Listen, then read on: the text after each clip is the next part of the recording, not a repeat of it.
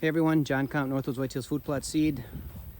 It's Sunday, August 4th, and we just got done tilling in our fertilizer and lime, and we're going to put in our Sweet Feast Brassica blend from right about here all through here. This is about 1.3 acres, and we're up on a little sandy spot here, a little high spot on the hill.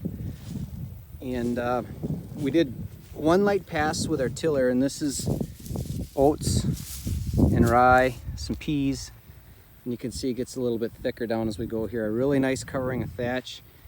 And what we're doing right now is we've got a grain drill, little 4-footer we bought that's cut down, goes right behind the ATV, and we got it full of inoculated Austrian winter peas. The theory behind that is as these peas are growing, they're going to be putting off nitrogen. The brassica is going to grab that nitrogen and grow. The peas are going to sense that it needs to put out more nitrogen, and they're going to have more nodules. Now, there's a theory that works, and there's also a theory that you need to kill the peas in order for the nitrogen to be available. I'm a firm believer in following David Brandt on YouTube. And he talks about planting peas and radishes together in preparation for corn the following year. And he says his radishes are bigger and his peas put on more nodules. So we're going to test that theory again. We tried it last year in the brassica spot over there, and I had the best looking brassicas I've ever seen. Although we did do a soil test. We pulled our soil test last year right before the planting of the brassicas, and again this year, and we're doing the exact recommendations instead of guessing. So one of the things we do, a lot of guys talk about overseeding brassicas. So now we've got 1.3 acres here. So we need probably two and a third bag of brassica. I might add a little radishes to it. But what we're going to do is we're going to take one bag plus a little bit and walk this way, going back and forth with our earthway bag seeder at 1. And then we're going to take another bag plus a little bit. Now these are half-acre bags, okay?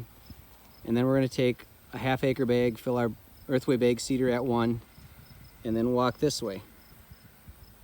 And if we get as lucky as we did last year, we're going to hit it just right. So I like a lot of thatch on the ground. I do not like, like this right here. I don't like to see this time of year because we've got a chance of rain in a few days, but then 10 days of, especially in sandy soil like this.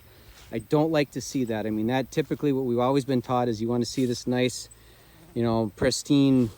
And I'm looking at this and I just don't like the ground cover. As we get further to the south, we got a lot more cover. And all that is that's, we didn't get as much clover growing up here this summer as we did on that end. And that's all red clover, some crimson, peas, oats that we drilled in this spring. And there's a lot of cover down there, a lot of nitrogen fixing plants. So I'm really excited to see how these turn out. But I you don't need to till. This was just one light pass with our tiller. You don't need to till 3, 4, 5 times until you're down just to nothing but soil on top. I don't want to do that. I don't like to see that. I do not recommend doing it. So that's what we're up to today here in Upper Michigan. We got a little bit of rain coming, I hope. If not, you look at this now. This has been we packed it last night, and now we're drilling into it, and right below the surface there's moisture, so we're going to drill the peas into it, throw our brassicas down, cultipack it one more time, and we should be good to go. I would assume we're going to have some green here next week, and that's how we're doing it this year. Peas and our Sweet Feast brassica blend.